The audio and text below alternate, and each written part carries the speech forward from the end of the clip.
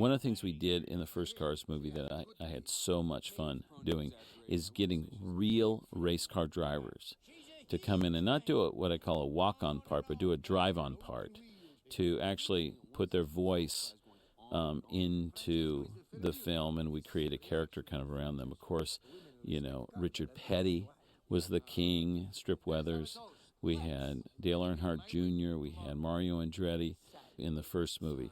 And so in this one, we wanted to pull from both NASCAR and the world of Formula One. So we were really fortunate to have Jeff Gordon do a voice of Jeff Gorvette.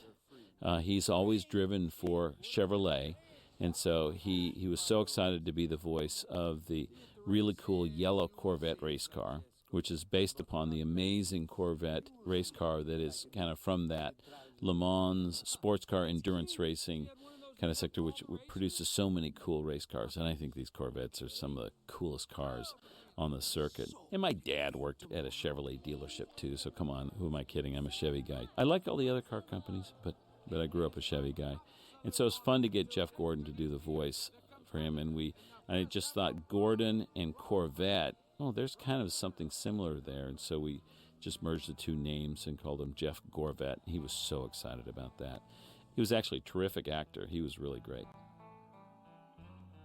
The female spy car, Holly Shiftwell, was really an important character for us. We really wanted to have a strong female character in this film. I liked the idea of her initially starting out looking like, a sexy girl from a spy movie, but it turns out she's like the smartest one in the movie. The vision of Holly Shiftwell, she has all the latest technology, whereas Finn McMissile, we always thought was old school. If you look at his readouts, they're based upon one of the earliest video games, all made of vector graphics. And we wanted to have that really kind of old school look to his technology. All of his gadgets and everything really kind of are physical and kind of more old school. Holly, on the other hand, is very high tech. She's the kind of character that travels with her own laptop that is hooked via satellite, Wi-Fi, Bluetooth, whatever the technology. She's tapped into wherever she is. She can access, all this data anywhere in the world. To do the voice of Holly Shiftwell, we got an amazing young British actress, Emily Mortimer, and she is fantastic. Because what I love about her voice, she's very cute in the quality of her voice, but she's tough and she's super smart. And it really comes across. What is it? We played with different female spy partners.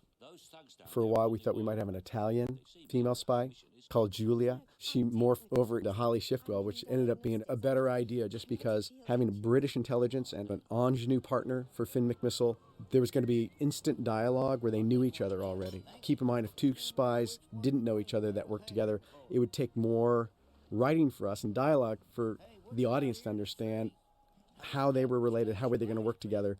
And we have so many characters in this movie, you kind of have to look to economize where you can.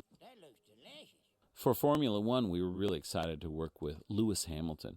Brad Lewis had gone over to London and had a meeting and talked with Lewis Hamilton, and just found him to be really friendly, really charming. He was really excited to work with us on this. He came to record in Los Angeles. It was right after the end of the 2010 Formula One season, and we were at the recording studio at Disney, and he was late. He was like half an hour, 45 minutes late. He kept calling, saying he's so sorry, so sorry. And we were standing outside kind of waiting for him. And I always wondered, okay, these kind of race car drivers, they could probably drive in any car they want. Wonder what kind of car he's going to pull up in. And he pulls up in a really wicked, cool Mercedes sports car because, of course, his team is sponsored by Mercedes-Benz. And so he got out, and he was really rather flustered. He said, "I'm so sorry I'm late. I ran out of gas." And I just started laughing, and because, this past season in Formula One, they don't refuel the cars during pit stops anymore. So he said, "You kind of gotten out of the habit, have you?" And he said, "No, it was my girlfriend. She drove my car all over the place." And he said, "I've never seen a fuel tank so empty." And I said, "I got down the hill, and I was on this overpass, and it ran out of gas. So I called my girlfriend. She came down and gave me a ride over to a gas station." This is Los Angeles, and part of the reason why I think he likes to stay here is because people don't hound him. He's a superstar celebrity everywhere else in the world except the United States. And so here he walks into a gas station, gets a gas can, fills the gas can up himself, and goes to his car and fills it up. And I'm just sitting there picturing the world champion Formula One driver on the side of a street in Los Angeles filling his own car up out of a gas can that he filled himself driving here. I thought that was fantastic.